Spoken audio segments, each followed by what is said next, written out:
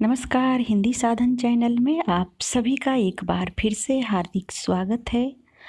आज के इस वीडियो में बकरी नाटक को हम देखेंगे। इस नाटक के लेखक हैं सर्वेश्वर दयाल सक्सेना।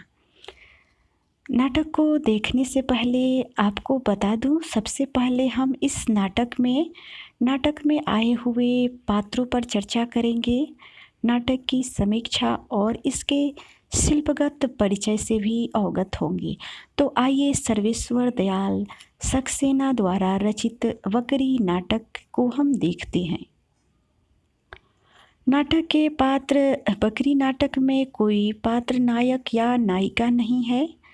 पात्र हैं वे हैं नट, नटी, भिस्ती, दुर्जन सिंह, करमवीर, सत्यवीर, सिपाही, विपत्ति, युवक।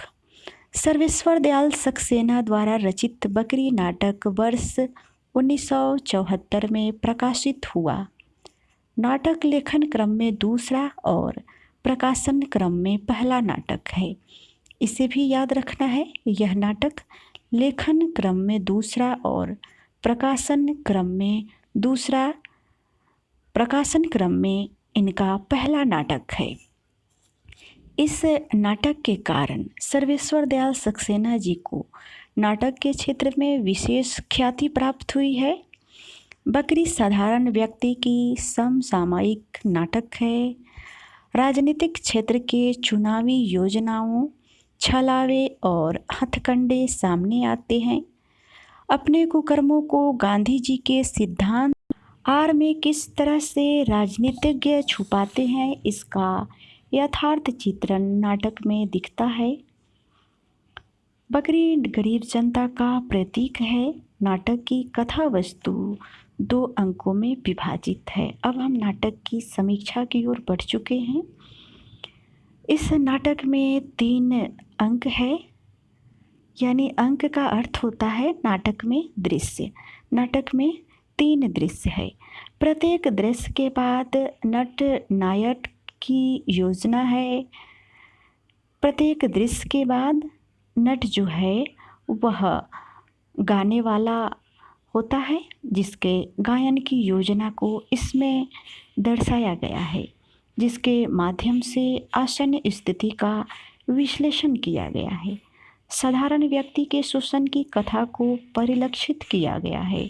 राजनीतिक में कैसे गांधी जी के विचारों और उनके नामों का दुरुपयोग किया जा रहा है, यह भी इस नाटक में दिखाया गया है। नाटक में गांधी जी की बकरी बताकर लोगों के शोषण किया जाता है। गांधी जी के सिद्धांतों का दुरुपयोग भी इस नाटक में दिखाया गया है। ग्रामीण इलाकों में जनता को गांधी जी के सिद्धांतों को बोलकर राजनीतिज्ञ वोट प्राप्त करते हैं और सत्ता के लालच में किस प्रकार से वह लोगों को धोखा देते हैं, यह भी इस नाटक में दिखाया गया है। यह नाटक समसामयिक राजनीतिक परिस्थितियों पर सीधा चोट करता है। इस नाटक की विशेषता है कि यह हर तबके के लिए बोधगम्य है, चाहे वो किसी भी परिवेश के रहने वाले हो, ग्रामीण हो या शहरी।